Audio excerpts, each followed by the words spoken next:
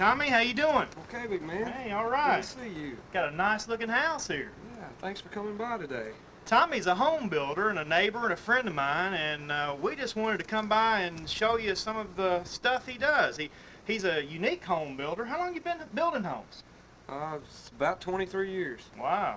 Well, you don't just build the typical home. He builds the very nice southern living kind of homes. Thank you. I appreciate you saying that. What we're going to do today, we're going to take you around and show you some of the things Tommy does that's a little different than everybody else. And one thing about it that you're not going to find around the Tommy Halcomb home building is a set of prints, a set of blueprints. And there's no blueprints around, Tommy. No, sir. No, sir, we don't.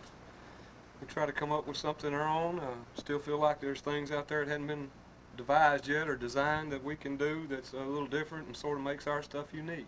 Okay, well we're gonna take a little tour around his home, and we're gonna show you a home in progress. The one you're looking at here, as you can see, he's working on it right now. And then we're gonna go to a home completed just about like this one, right? Yes, sir. It was where they did the first one of this design. Okay, well let's go take a look at it. Tommy, tell us about these concrete walls here. Okay.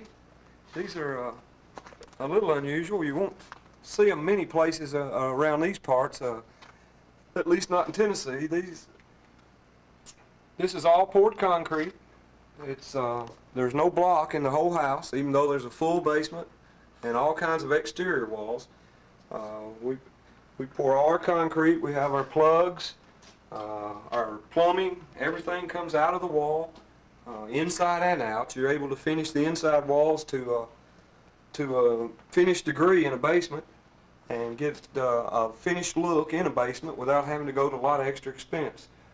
The strength is incredible. There's no comparison to a typical block wall. And the best thing I like about concrete is all the shapes. Anything that you can devise and build a form for, you can pour with concrete and sort of come up with something a little unique and different.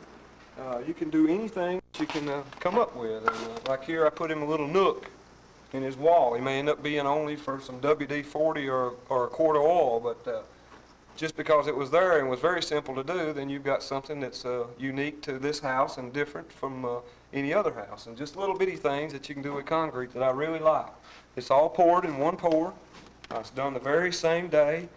It takes a couple months to form it up sometimes, but it's all poured in one day, and it's there from now on. You don't have to worry about water damage or foundation settling. This house is built on the rock. It's literally here for the duration.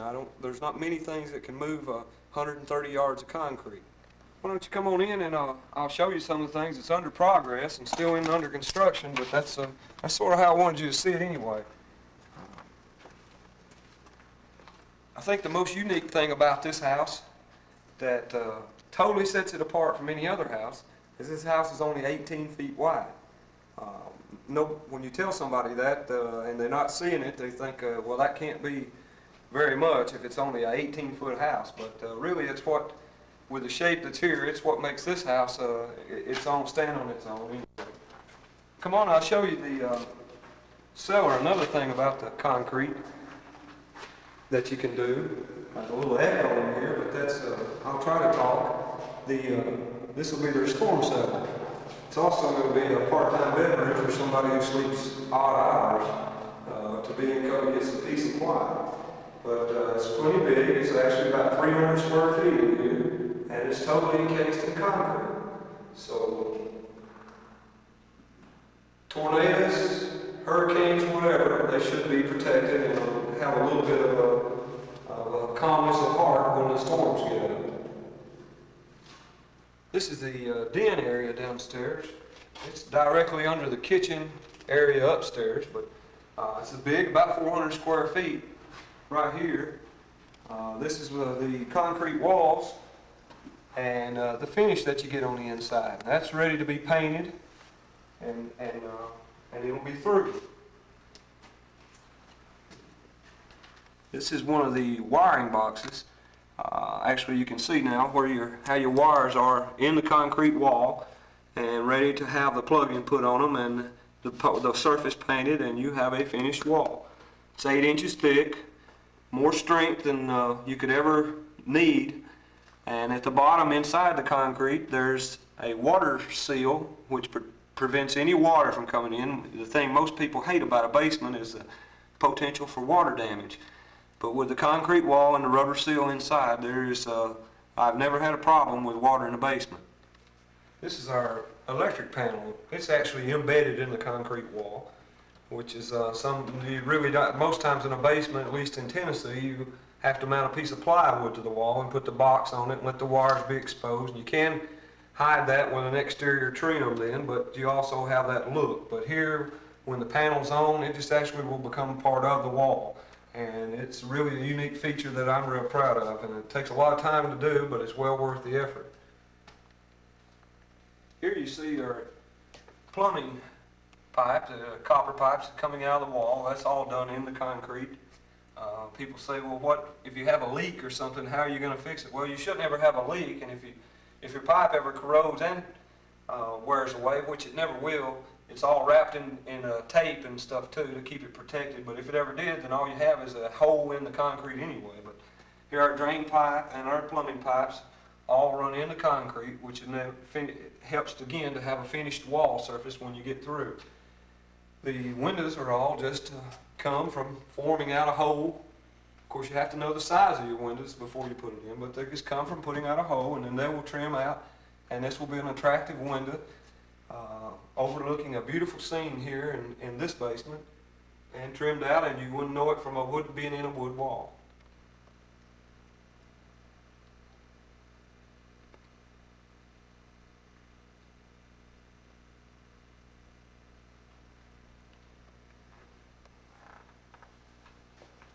In here we have the laundry room. Another feature here, we got the washer box and everything is all in the concrete wall. The dryer plug down here is in the concrete wall. Everything, even in the laundry, is fixed to be finished. And have a strong wall here and plenty of sound protection and quiet and safe, and just a great place to come and do your sewing or do your laundry, wash your clothes, iron your clothes. And I think she'll really like this. Come on, I'll show you the bathroom. Here in the bath, we have just everything you'd have in a bath, although this is in the basement. It's one of 4 baths in this house, which is sort of unusual too, but really a nice feature to have the ability to use the facilities whenever you need to. This is our vanity, 5-foot vanity. The commode's in behind here, it isn't set yet. And then a nice walk-in shower stall. And pretty much just anything downstairs that you'd want to have and have a finished basement without having a lot of extra expense in it. You're looking now at some of the plumbing lines, which I'm real proud of because that's something that on this house and several houses beforehand that I've done myself, which I like to run good clean lines and put the plenty good sized pipe on it. This also is something that I do myself, is my heating and air work, to try to learn the business a little bit more and to try to get good at doing a little bit of everything on the house. I'll show you some of the other things later, but pretty much as labor cost and also with my fascination with trying to do different things, I've took on trying to do heating and air, and I'm real proud of it. Come on up and I'll show you some of the things upstairs. You're catching now some of something else I'm proud of is my cross bridging. It's not done very often anymore, and hardly any in new construction. But once I saw and that it was the way to go, and I've been doing it ever since in my building. The old-timey cross bridging is so much stronger than the typical bridge blocking that they do now because each joist is actually helping to support the other one. Instead of just having a spacer in between, you have an angle run that helps each joist on each side of each joist to support itself. So it's making it stronger and actually gives more ease to get ductwork and things through to make the things inside the cavity work better. It helps to also to keep the floor upstairs from squeaking because it's holding it more stable than a spacer does. It's normally put in between it. Also, it helps that in our subfloor system upstairs, we screw and glue all of our floors down. So there's very little, hopefully totally none, squeaking. And that way I have a happier customer and I have a more peaceful night myself without them wanting to call and tell me that their floor is squeaking. So this is one of the things we do by screwing and gluing everything we do. I'm going to go on upstairs now.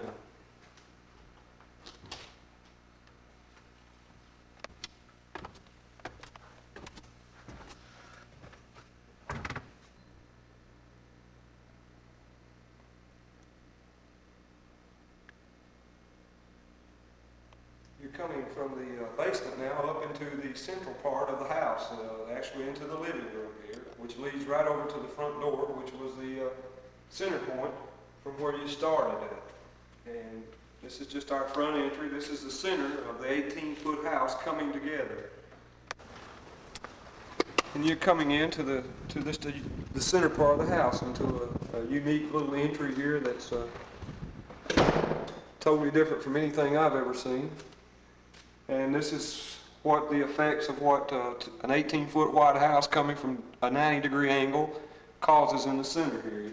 It creates a giant room that makes a really neat living room and a really neat place to rest your bones every night and have a good time.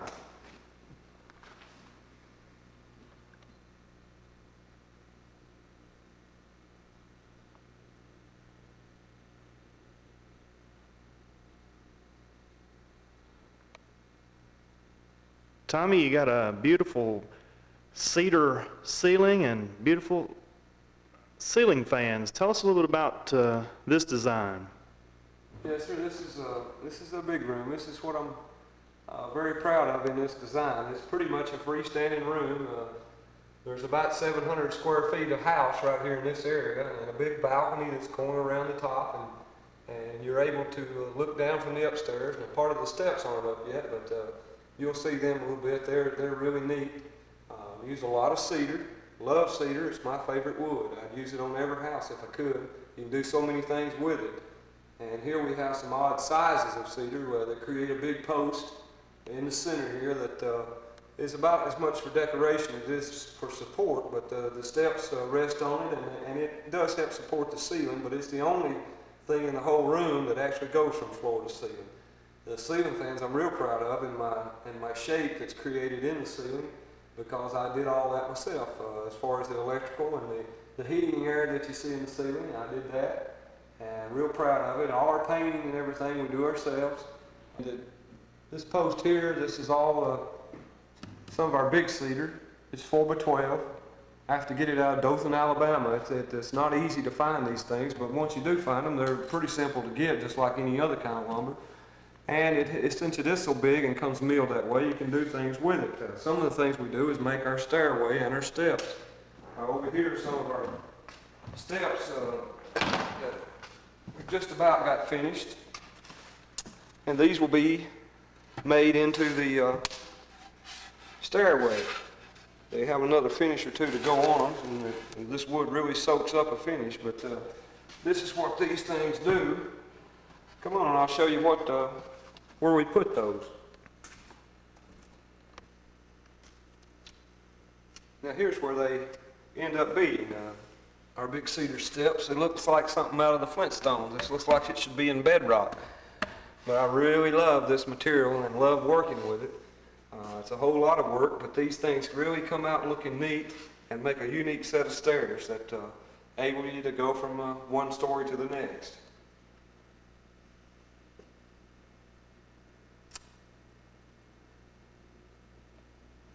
Before we go upstairs, though, let me show you the kitchen. The kitchen is still under progress. Everything's not up. Part of the door's on, part of the door's not, but that's part of it. And it's a really neat kitchen. It's a country-type kitchen. It's open to the living room that you just came from. There's no barriers in between. You can wash dishes and talk to your husband who's watching the football game and sort of feel like you're together instead of being in separate rooms. These cabinets are based on a simple process. Slick doors, so there's not a lot of dust catchers, and a painted surface, which I like a lot better than a stained surface because it's newer. Every magazine I look in, It's painted cabinets in it, and I would put painted cabinets in every house that I did if I could. But these doors are unique in that they are made out of MRD board, and which is just a compressed particle type board, which enables you to do rounding. And if you have a glass panel door, it enables you to make a whole panel door without having the joints that you typically have by building a wood door with 4 pieces of wood around it. As you'll see here, this is where the stove's going to be, and leads you down really to our hardwood floor, which has been hand laid by yours truly on a 45-degree diagonal, which fits this house very uniquely. But there's a lot of work to put down, but it really is worth the effort. We really like doing a lot of hardwood floor. We have 700 square feet of hardwood floor in this house. It's in the dining room, the kitchen, and all the entry foyer and part of the living room. We are at the side door between the office and the bathroom. That's up on this end of the house, and the hardwood leads up to here, and this is where you come into the side part of the house. And this is our little bath. This is one of the 4 baths again, and this is the smallest one. It's just started out to be a half bath, but we added a shower and to where they could really have it as a full functional bathroom.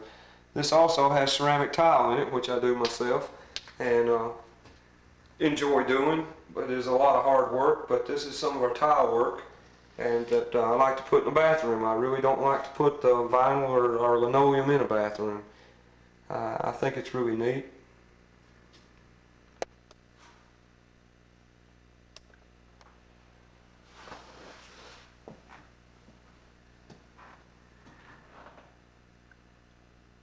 As you leave the office, then that leads you back towards the kitchen, which opens up into the living room. Now, you're in the 18-foot part of the house now, and actually you're meeting the other side. It comes 18 foot wide, and they both meet here in the center, and it forms this giant room that's open for the dining room, the living room, the kitchen, and out back to the deck. And then back this way is the master bedroom suite on this end of the house. This is our little coat closet right off the main entry here at the front door. Just a place to hang your coats and everything, and convenient to the front door. Come on back and I'll show you our big walk-in closet that I'm real tickled with. Every lady would like to have a lot of space in their closet, but most home plans don't have a large amount of space attributed to the closet. So this is what I did for this lady, just to get full use out of a 6 by 8 room. You're looking at our linen shelving and our coat hanging abilities here. We like to use wire shelves. Totally stopped using the wood that was in a normal house in this area, and started using the wire shelves, which give you a lot of more capabilities and a lot more ability to use up the room and the space you have in a closet. We build in little things ourselves that'll sort of break up the shelves though, and give you the ability to store sweaters and shoes and all the other things that wouldn't normally be hanging or up on a high shelf. And as you come out of the walk-in closet, you're in, of course, the master bedroom. It's 14 by 18. It's plenty of room. All the bedrooms in this house are at least 14 foot wide, and yet it only has 2,150 square feet in the whole house, and with 4 baths. And then that comes off onto the master bathroom, which is just basically simple, but it has plenty of space. I like plenty of space in our bathrooms. The ceramic floor, which is 12 by 12 tile, where the other was 8 by 8, and I did that myself. Real proud of that. And then we have the nook up above the bath. I like to put that in all our ceilings when we have just a little over 8 foot. What I did here on this house is take normal 8 foot studs, and we're actually able to get a 8 foot 4.5 ceiling, which gives the effect of a 9 foot ceiling without the extra expense, and affords you the ability to use nooks and stuff over your tubs, which adds a lot of extra storage. This is the vanity, and we have 2 linen closets in each part of the house, or part of the bathroom. And that gives the owner plenty of place to put their linen and all their odds and ends and their medicine and things. The commode is secured around behind, so you have a little bit of privacy. And even here we actually fixed a phone jack in so the owner could do all kinds of business from this one spot. Here's our other linen closet, which is opposite of the linen closet that's on the other wall. They're sort of matching, which affords plenty of ability for the owner to put all their odds and ends. There's one more thing out here I want to show you that's in the master bedroom, and that's a nook here that'll end up being a desktop with a drawer and doors, and will give the master bedroom its own little setting. Up above there'll be a TV and a VCR and all the normal media things that you'd have in a house, but they're in the bedroom where they can do everything from bed and rest at night and not feel like they have to be in the living room doing it. We're back in the main part of the house, and I want to show you the fireplace. This is a gas log, and it's totally ventless, which is really neat. It's got a blower system with it, which puts out several thousand BTUs of heat, which sets a very romantic tone and really adds to the atmosphere of this big room. It's also good because it doesn't have to have a chimney, and that affords you the ability to put anything you want up overneath, which is we've got started a big window here, and that really gives the owner a beautiful view outside while he's also looking at the fireplace burning in the fire. Looking at the living room floor, that'll be covered in a very pretty Berger carpet, which has had a high pile loop and a unique shape to it, and it leads over to the hardwood floors, which are in the living room and the kitchen, and that leads to the cedar steps, which start you upstairs to the second floor. I'm up on the balcony now. That affords you a panoramic view of the living room from where you're looking at me from, and it's really neat. It winds all the way around, and our railing here is made out of that same cedar cut down into slightly smaller boards, and giving a neat little unique balcony borderline here to protect you from falling, and also to just enjoy the view from it. This goes to 2 bedrooms and a bath, which are up here.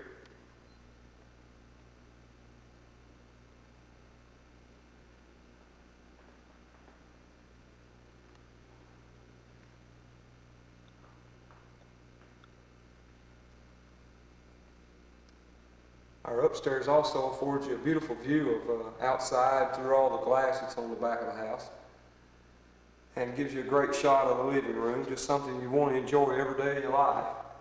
Now up here there's 2 bedrooms and a bath. Both bedrooms are very large, but they're fitted under the roof, so there's not a lot of extra expense to doing them. They're both 14 feet by 18 feet, which makes for an abnormally big size bedrooms for your second and third bedrooms. Each room has access door that gives you a little more storage space. It's very simple to do, and we like to have them to be able to put all your stuff up that you acquire. It gives you some neat angles in the ceiling, but never detract from your headroom. You literally can walk almost all the way up to the sides, and gives you the full functional use without taking up a lot of extra siding, a lot of extra exterior space that makes the house look bigger than it has to. Each bedroom has a large closet, again with the wire shelving, which affords plenty of closet space. Each closet's 5 foot long, and it's a welcome addition to most bedrooms. Now you're looking through one of the bedroom windows, across at the bathroom window, and through to the other bedroom window, which is part of the shape of this house and gives you a sort of a unique look. You're upstairs looking down, and you're looking at now our cedar siding, which again we love, and it's 1x8 beveled edge cedar, 5/4 thick. I like to use the thick cedar. And we make our fascia boards out of our cedar, and then I can show you, I'll show you outside our cornice. I like to do this. We just take a simple T111 plywood and rip it down to give the impression of 1x4 boards, and then use a continuous vent around our cornice.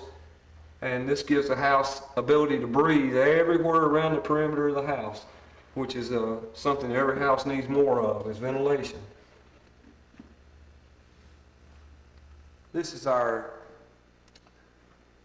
whole house fan, which helps in that ventilation by turning a switch. You turn that on in the summer and the spring and when the weather's warm, and it pulls fresh air through your windows and pushes it out the continuous vent that you just saw, and which helps the roof to breathe and to stay cooler and protects your shingles longer and helps to keep fresh air in the house and a nice cool breeze.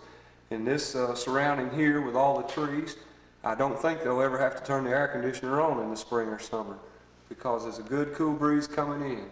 This is our return air grill, which is in the ceiling, which lets air go to the upstairs central unit and also affords a little bit of color to the ceiling and adds to it. You're painting down now at some little glass shelves that we put in to make some nooks and corners so everything's not just square walls. And that gives the owner a lot of ability to put some of their trinkets and their valuables and their things that they hold precious. And here's our bathroom, which actually is the central part of the house as far as it's the center of the house. The sink that you're looking at now is actually up over the front porch as it protrudes out. This is the center edge of the house, and a neat bathroom for upstairs. It's plenty big, and it's fitted into a corner. We have a pedestal in a corner medicine cabinet and some track lights up over that give you some difference. This bath is simple, but yet it looks really neat because it's shaped different.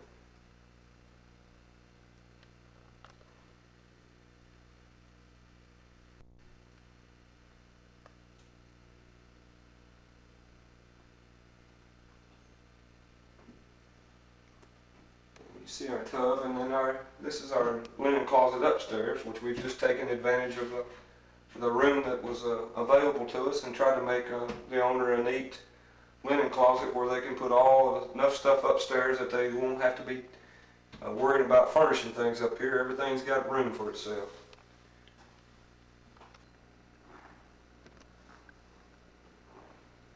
And as you come from the bath around the balcony, you're led to the other bedroom, which is overlooking the living room. And it's a mirror of the other bedroom. It's 14 by 18. And it is basically just a twin to the other bedroom. Both are big, both have plenty of space and size, both have phone, cable, hookups, really fixed so that you can enjoy. No bedroom is just a little one you threw in the corner somewhere.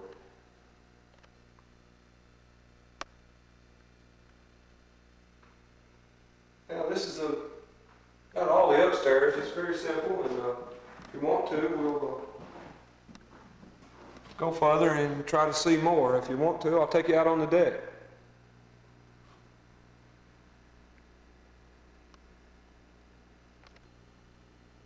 Our ceiling is 18 foot 4 inches high and gives you plenty of cubic foot of space, when yet still isn't a big heat waster or air conditioning waster, but gives the impression that you're in a giant room, and hopefully adds to the different atmosphere that this house affords.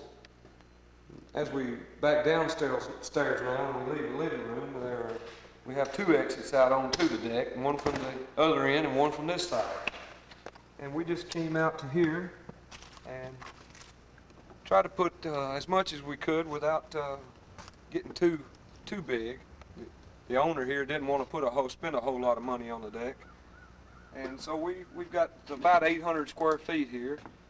We use 5/4 deck plank and run it on a diagonal, and which makes it stronger and lends to the ability of getting a better look from it than just the old regular perpendicular run.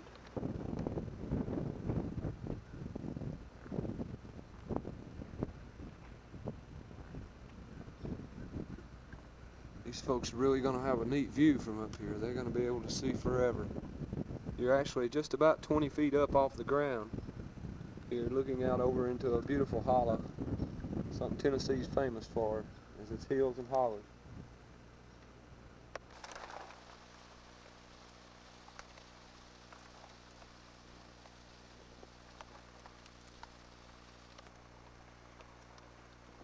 This is our retaining wall, which is also poured concrete and will hold back any ground wall that there is. And this is sort of ties off the house and brings the drive around and heads us out towards the road and starts to give you a perspective of what I wanted to get across to you, and that's that this house is 18 feet wide.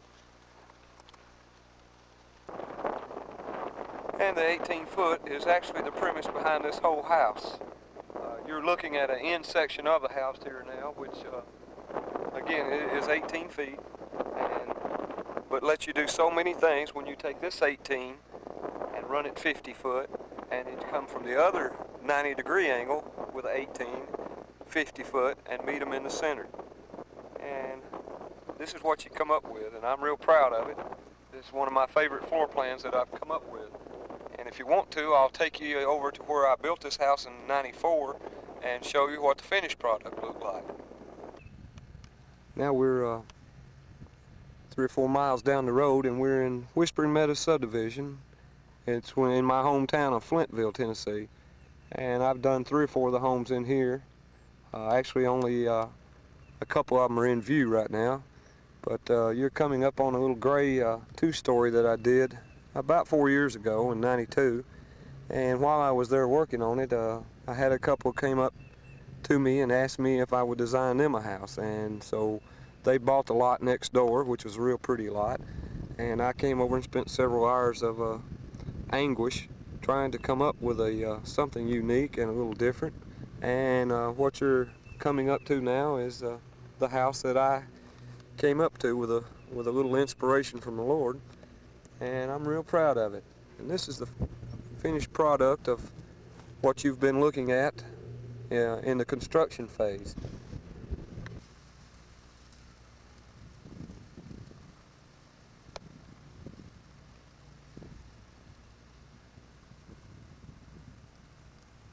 And this house is basically a replica of the other house. So we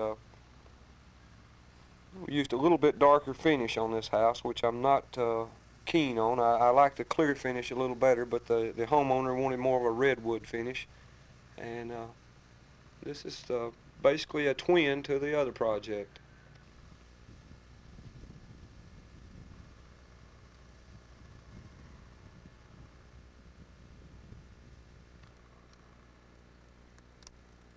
With this shot here, you're able to see the fireplace and how it finishes out, and actually there's a skylight up on the roof here that we didn't do at the other house by the owner's request. Didn't want something else to clean. And here we did the deck a little more simple, and not only about a fourth of the size of the other deck, but yet still adds to the ability to come outside and enjoy the outdoor part of living.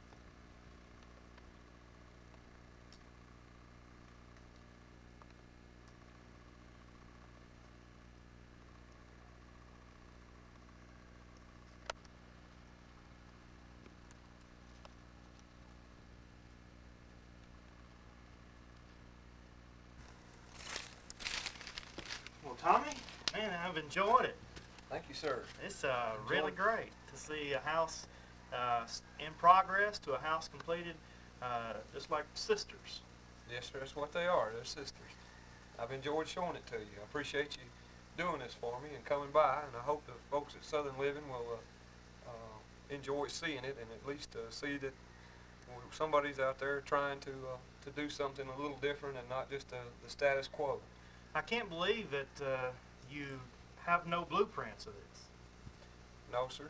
I just try each house to look at the lot and try to envision what would be pretty sitting there, and then come up with something that will work as a floor plan, and usually the rest takes care of itself. But I owe the good Lord a lot for the inspiration I get, and never tire of doing it. Can't wait to try to do it again. You do everything the original way, even cigarettes you smoke, and one thing about it is you do it all. What part of a house like this do you not do?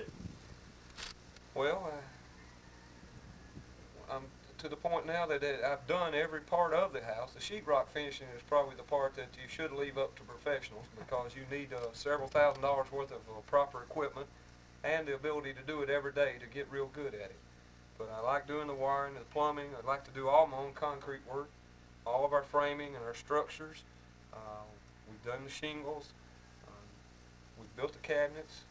We like to do everything that we can do, because then that gives me the ability to either go on or to appreciate more what the guy that does it for me, how much he has to go through. So it also gives me a better feeling for fixing things to help the next guy and to help him do his job better by creating something that's not in his way on the way through and making everything work together. Well, it's been great. I tell you what, I was over at the other house that he's building as he started some concrete, and you do that the old-fashioned way. You don't get the fiberglass in it. You do it with the wire in it, and you do everything the way it was done 20 years ago, just better. Yes, sir.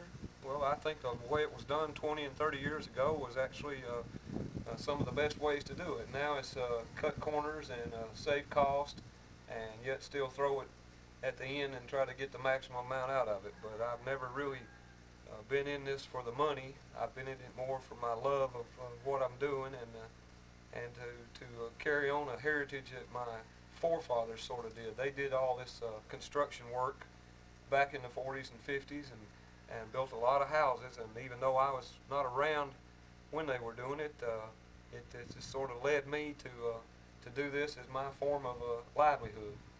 Well, I tell you what, like I say, it's been great. It's a way to live in southern Middle Tennessee and northern Alabama, and really a collection of thoughts of the past 20 years or over 20 years that Tommy's been working. What we're going to do, we're going to close this video down by showing you some of the other homes that Tommy has built, and we hope you enjoy that, and we thank you for watching. I'm Don Counts. Thank you.